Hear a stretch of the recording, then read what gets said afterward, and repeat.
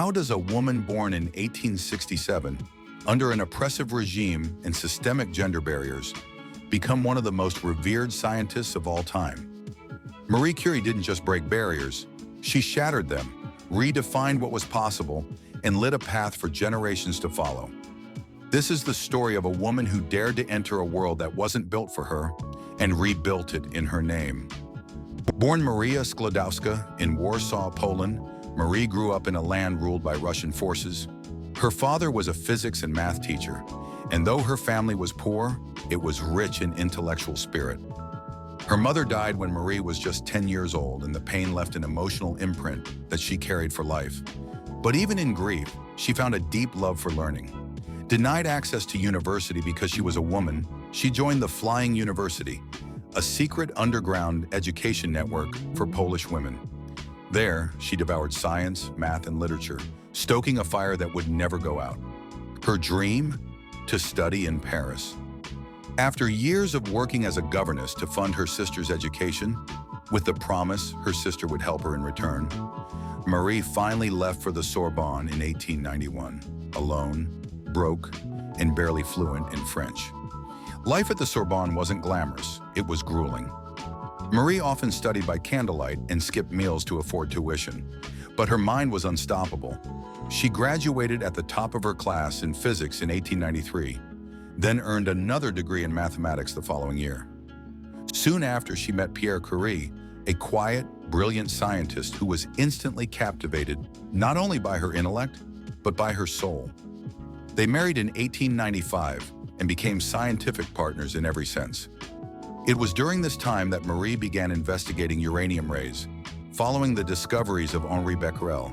But she wasn't content with building on someone else's ideas. She wanted to uncover her own. Through rigorous work in an unheated shed, she and Pierre discovered two new elements: polonium, named after her beloved Poland, and radium, the luminous substance that would eventually revolutionize medical science and change how we understood the atom. In 1903, Marie became the first woman to win a Nobel Prize, sharing it in physics with Pierre and Henri Becquerel. The win came with praise, but also scrutiny. Some critics believed her contributions were secondary to Pierre's, but Pierre, ever her defender, insisted that the work was hers as much as his. Then tragedy struck. In 1906, Pierre was killed in a street accident, crushed by a horse-drawn carriage. Marie was devastated. Left to raise two daughters alone, she fell into deep grief, but refused to let the darkness consume her. Instead, she returned to the lab, where the glow of radium became both her solace and her weapon. She took Pierre's teaching post at the Sorbonne, becoming the first female professor in its history. In 1911, she made history again, winning a second Nobel Prize, this time in chemistry, for isolating radium and polonium. To this day, she remains the only person ever to win Nobel Prizes in two different sciences.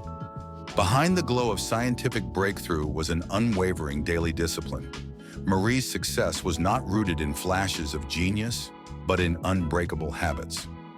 First, ruthless curiosity. Marie never stopped asking why. She examined everything. Her hunger for knowledge wasn't performative. It was a sacred quest. Second, tireless work ethic. Even while caring for her daughters, lecturing, and fighting institutional resistance, Marie worked 16-hour days in her lab, often with no assistance. Her perseverance was legendary. 3. Purpose over prestige. Marie was never drawn to fame or fortune. She refused to patent radium, believing science should benefit all. Her work wasn't about recognition, it was about responsibility. During World War I, Marie didn't rest. Instead, she trained nurses and used her knowledge of radiation to pioneer mobile X-ray units, known as Little Curies, which helped save thousands of lives on the battlefield. She even drove one herself. Over time, her health deteriorated due to prolonged exposure to radiation, something she had unknowingly sacrificed herself to. Marie Curie died in 1934 of aplastic anemia, a condition believed to be caused by her radiation work. But her legacy didn't die with her.